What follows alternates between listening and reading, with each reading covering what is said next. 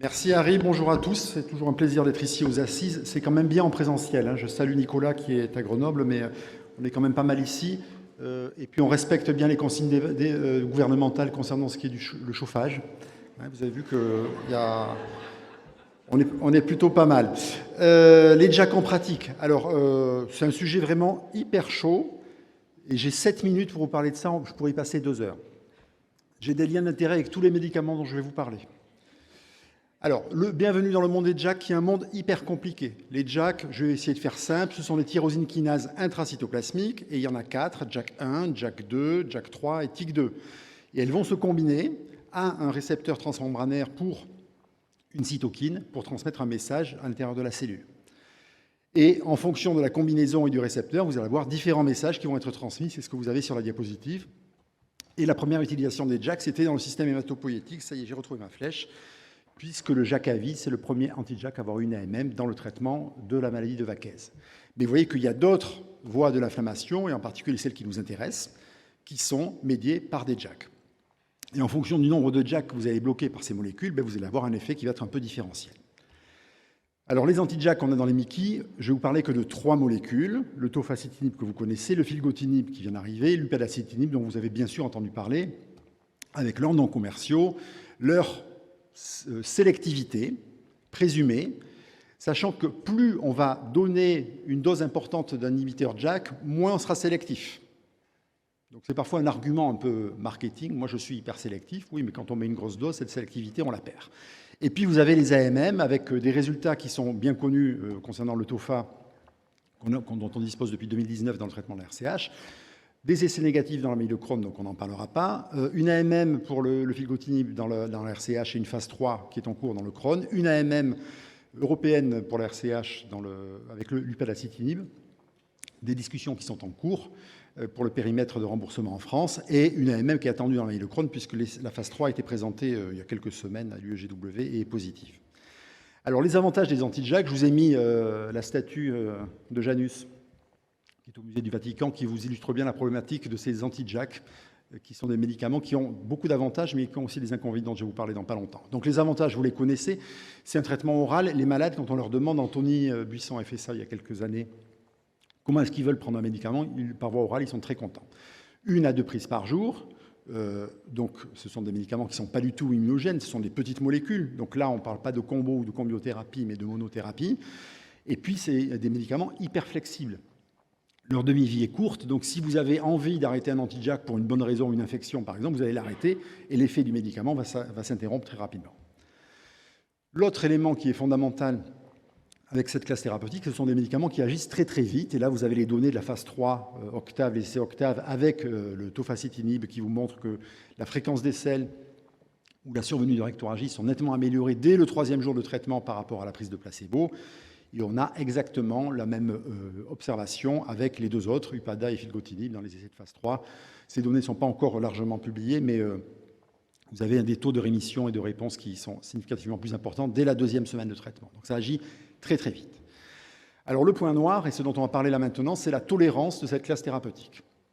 Ça fait un peu plus de 10 ans qu'on utilise les anti-JAK en rhumatologie, un peu moins en gastroentérologie, et ça, ce sont les données des essais Octave avec le tofacitinib dans la RCH. Et déjà, avec les patients traités par Xeljanz, on voyait un surcroît d'infections sévères et un surcroît d'infections zostériennes, et ces zonas survenaient d'autant plus que la dose de tofacitinib était importante. Ces signaux, plus les données préliminaires en rhumatologie, chez les patients qui, on avait constaté qu'il y avait des perturbations de l'union lipidique, des cancers étaient rapportés, ont conduit à un essai randomisé demandé par l'agence américaine, la FDA, à Pfizer, et qui a donc fait cette étude dans une population tout à fait particulière de patients, qui sont des patients qui ont une polyarthrite rhumatoïde, qui ont plus de 50 ans et qui ont au moins un facteur de risque cardiovasculaire. Donc on se met dans une situation qui est assez défavorable et on randomise le tofacitinib versus l'anti-TNF, alors là en l'occurrence c'était l'adalimumab ou l'étanercept puisqu'on est en rhumato, avec un objectif principal, c'est un essai de non-infériorité pour voir s'il y avait plus d'événements cardiovasculaires graves, les MACE, ou alors de cancers, à l'exception des cancers cutanés non mélanocytaires. Je ne vais pas rentrer dans tout le design de cet essai qui est paru dans le New England il y a 1 an, mais le message est qu'avec ce JAK inhibiteur, on a quand même plus de complications qu'attendu, notamment en termes de cancer et d'événements cardiovasculaires. Et dans les objectifs secondaires, ce qu'on a constaté également, c'est qu'il y avait plus, vous avez ici tous les chiffres, infections sévères, zona, cancer cutané non mélanocytaire. Ce qui n'était pas attendu, qui a été observé, c'est les embolies pulmonaires. Et vous voyez d'autant plus d'embolies pulmonaires que la dose de tofacitinib était élevée, de thrombose veineuse profonde, c'est la même chose, et plus de décès.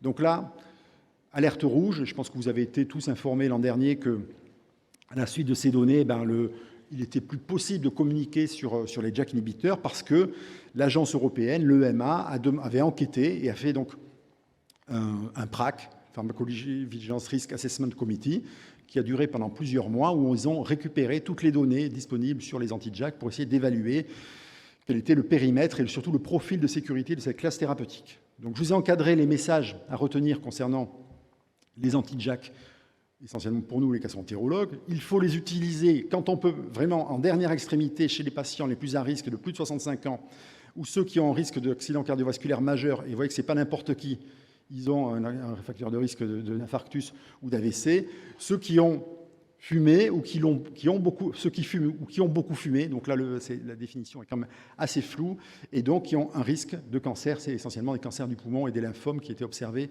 dans cette population.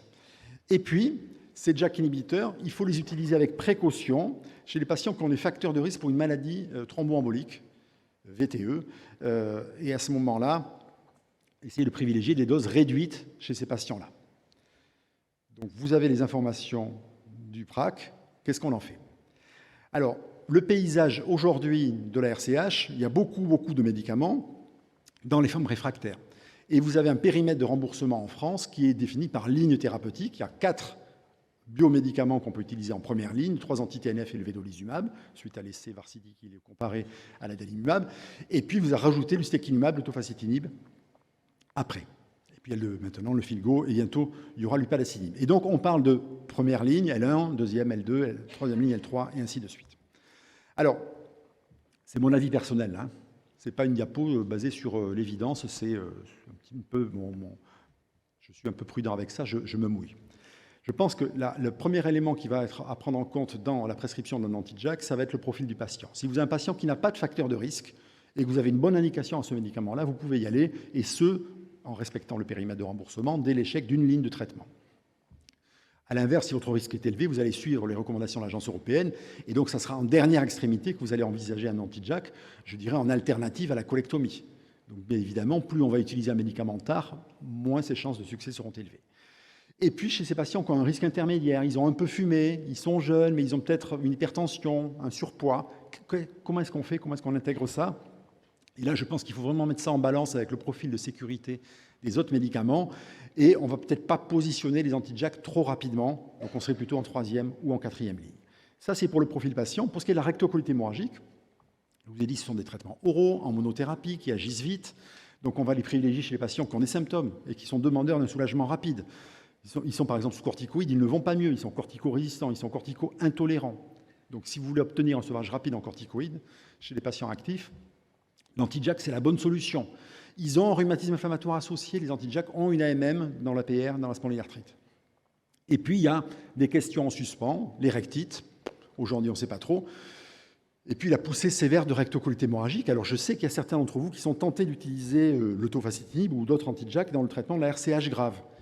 C'est basé quand même sur ça, l'expérience rétrospective d'un centre qui a pris des patients avec une colite grave, et ils n'étaient pas tous si graves que ça, 40 malades, et qui les ont traités avec des doses de tofacitinib de 30 mg par jour. Hein. Ce n'est pas 20, c'est 30 mg par jour. Et vous avez ici le taux de survie sans colectomie, sachant qu'ils ont un groupe témoin dans cette étude qui est un drôle de groupe. Bon. Donc voilà le justificatif et le rationnel que vous auriez à proposer un anti-JAK dans le traitement de la RCH grave hospitalisée, donc la colite aiguë grave. Je pense que c'est beaucoup trop tôt. La tolérance du tofa dans cette série était plutôt bonne. Alors, lequel choisir? Vous en avez 3.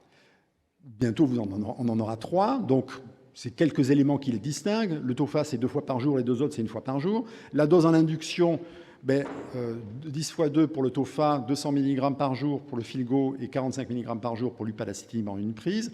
Et puis, la dose d'entretien, vous remarquez qu'avec le filgotinib, c'est 200 mg par jour. Alors, il y a des essais en cours qui vont essayer de déterminer si on ne peut pas alléger la dose avec le temps.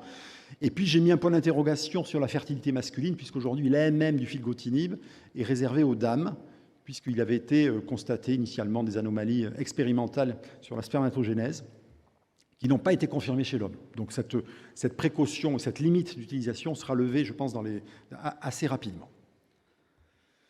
Alors, en pratique, comment est-ce qu'on fait? On fait un bon bilan préthérapeutique. Si vous suivez les guidelines du JETED, les recommandations, vous avez à peu près la même fiche. Pour l'instant, on n'a pas trop changé les choses. Et par exemple, vous faites votre bilan antituberculeux, par exemple. Et vous faites un bilan lipidique chez ces patients. Et puis, s'il y a des facteurs de risque, je pense que vous pouvez aller plus loin en demandant un avis cardiologique, en faisant des explorations cardiologiques, pour débuter votre anti-JAK à pleine dose dans la phase d'induction. Donc, c'est là où vous prenez, entre guillemets, le maximum de risque, puisque certains effets indésirables, notamment infectieux et thromboemboliques, sont le plus important à la pleine dose. Et puis, je crois que c'est important de réévaluer les malades assez rapidement. Par exemple, au bout de 2 à 3 mois, vous allez faire une endoscopie dans la RCH, puisqu'aujourd'hui, on n'est que dans la RCH, on n'est pas encore dans le Crohn. Et si vous avez atteint la cible, alors il y a des gens qui peuvent faire de la calpro, mais si vous avez atteint la cible, c'est-à-dire une rémission endoscopique, histologique, c'est peut-être encore un peu tôt, vous allez diminuer votre dose de traitement dans la phase d'entretien. Et suivre votre patient avec la possibilité de réaugmenter la dose si votre malade rechute, à condition de l'avoir confirmé, pour ensuite, c'est ça la flexibilité qu'on a avec les anti-JAK, réduire la dose. Et puis, il y a une question qui pour l'instant n'est pas résolue, peut-être qu'on pourrait faire des pauses thérapeutiques avec cette classe de médicaments. Le malade va parfaitement bien, on suspend, avec la possibilité de reprendre si le malade rechutait. On a l'impression que quand on reprend les anti-JAK, on a quelques données avec le TOFA, on a quand même des niveaux d'efficacité qui sont importants, de plus de 75% chez des malades chez lesquels le traitement avait été interrompu. Et ça, c'est dans les essais randomisés. Donc, les petits messages à ramener chez soi pour ceux qui auront aujourd'hui, pour ceux qui auront leur train, ou demain, pour les autres. C'est une classe thérapeutique très originale, avec un traitement par voie orale qui est vraiment une grosse attente des patients, qui a une efficacité rapide dans la RCH, dans le Crohn, les résultats sont également très très bons. Un profil de sécurité qui est quand même de mieux en mieux connu, et je crois que là maintenant, on a quand même tous un peu en tête ce qu'on peut faire et ce sur quoi il ne faut pas trop aller chez les patients qui sont les plus à risque. Donc le positionnement, il doit bien sûr prendre en compte la maladie, mais également le patient. L'incertitude pendant la grossesse a été évoquée tout à l'heure par Stéphanie, et là je crois que vraiment, on n'a aujourd'hui aucune donnée rassurante pour dire qu'on peut utiliser un anti-JAK dans le contexte de la grossesse. Je vous remercie. Merci beaucoup David. Il y a une question ici. En attendant la question de Stéphane Naon, est-ce que tu penses qu'à l'avenir, on pourrait peut-être utiliser ces molécules un peu comme des supercorticoïdes, c'est-à-dire de manière transitoire, par exemple en attendant l'effet du védolizumab qui est un petit peu lent à agir? Ouais, moi, je crois qu'on vit une époque formidable. On a plein de médicaments maintenant et on est en train d'imaginer des nouvelles stratégies thérapeutiques, dont celle que tu évoques, elle a beaucoup de sens. En effet, on aurait un médicament qui serait un starter et puis on rajoute là-dessus un diesel, on atteint la cible et ensuite on allège le traitement. C'est un peu la réflexion de Vega, l'essai qui a été présenté par Nicolas. Et avec un anti-JAK, ça a beaucoup de sens, en effet. Stéphane? Oui, David, tu nous as dit que tu avais des conflits d'intérêt avec les 3 médicaments. Oui. En plus, ils sont tous là devant moi, ils me regardent. Ils m'ont écouté. On est au mois de juin. On a le Filgo chez l'homme et la femme. On a l'upadacitinib, le TOFA. Lequel tu choisis? Alors, il n'y a aucune comparaison directe. Donc, on voudrait avoir des comparaisons directes. Et puis, quand on les a, finalement, elles ne nous aident pas tellement, vous avez remarqué. On fait des essais de supériorité négatifs, donc on ne sait pas trop quoi en faire, ou alors à peine positifs. Donc, ce n'est pas certain que d'avoir des comparaisons directes. Alors, on peut faire des comparaisons indirectes. Mais quand on fait des comparaisons indirectes, on utilise les données qu'on a. C'est les données des essais contrôlés randomisés. Donc, c'est des malades qui ne sont pas forcément les malades tout venant. Donc, ça a été fait il y a 1 an. C'est Laurent Perrin-Biroulet qui avait coordonné ça. À partir des essais randomisés, il avait comparé tous les médicaments dans la RCH en première ligne. Donc, ce n'est pas tout à fait ce qu'on aura. Et à ce moment-là, on a quand même l'impression que l'UPADA est un peu au-dessus des autres en termes d'efficacité, mais un peu au-dessus des autres aussi en termes d'effets indésirables. Merci. Est-ce qu'il y a une autre question? Oui. Tu viens d'en dire un mot, mais les effets secondaires, ils sont surtout décrits avec le TOFA. Qu'est-ce qu'il en est pour l'UPADA? Oui, alors, en fait, c'est toute la classe qui a été bloquée suite à l'essai oral surveillance, parce que les autorités ont jugé que c'était des effets qui étaient liés à la classe. Mais aujourd'hui, alors on a surtout les données des essais, parce que l'utilisation de l'UPADA ou du Filgo dans les wikis même en rhumato, elle est quand même beaucoup moins conséquente qu'avec le TOFA.